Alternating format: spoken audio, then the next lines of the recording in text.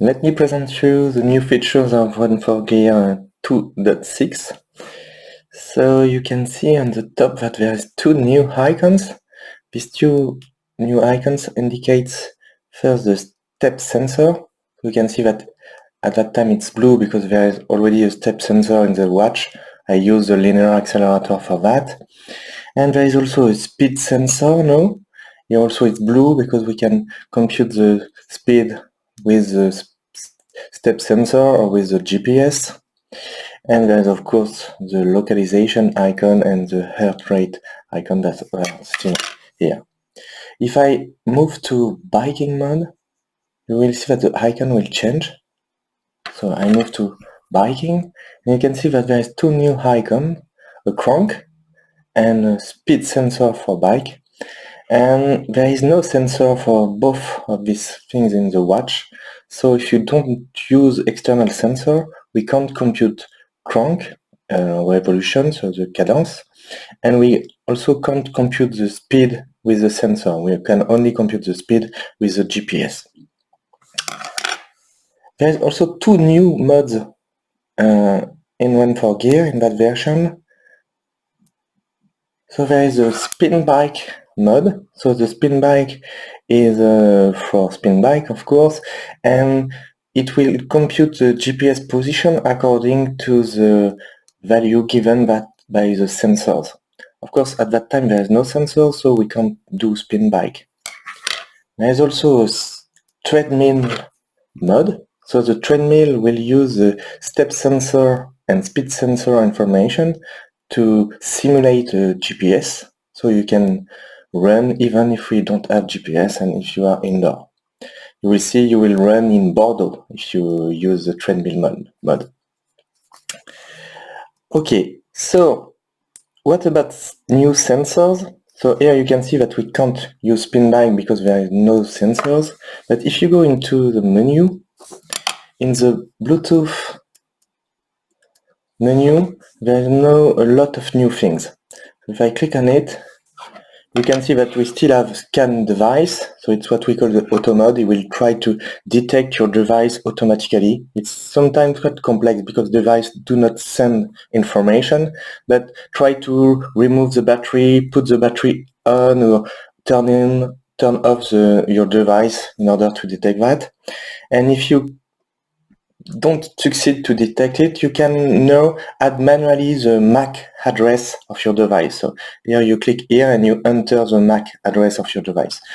Of course, it's hard to have the MAC address of your device, but if you use external Bluetooth scanner on your phone, you will find it more easily than from with the watch. So when your devices are detected, you can now detect for each sensor the device you want to use. For instance, here for the HRM, I use the watch device, so the Run4Gear sensor.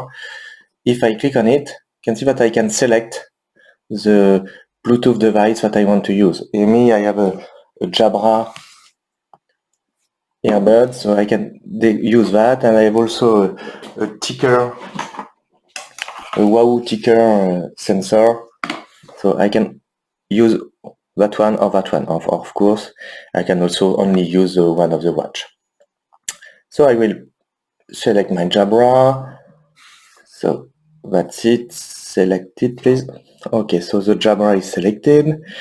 And you can also do the same for the run speed device. So in the Jabra earbud, there is a run speed device and a cadence device. So I can select it. So I will select that one.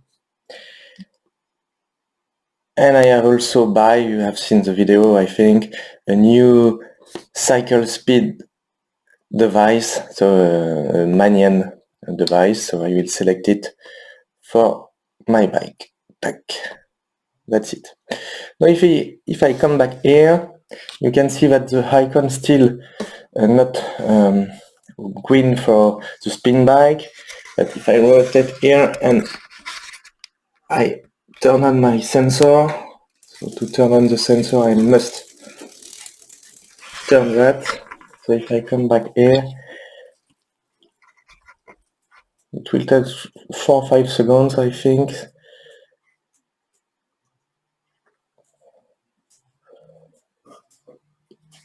Up.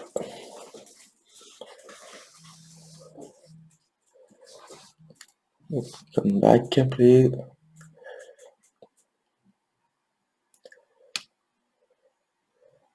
Up. Yes, you can see that the spin bike has been detected, and now the GPS is detected, so I can do spin bike.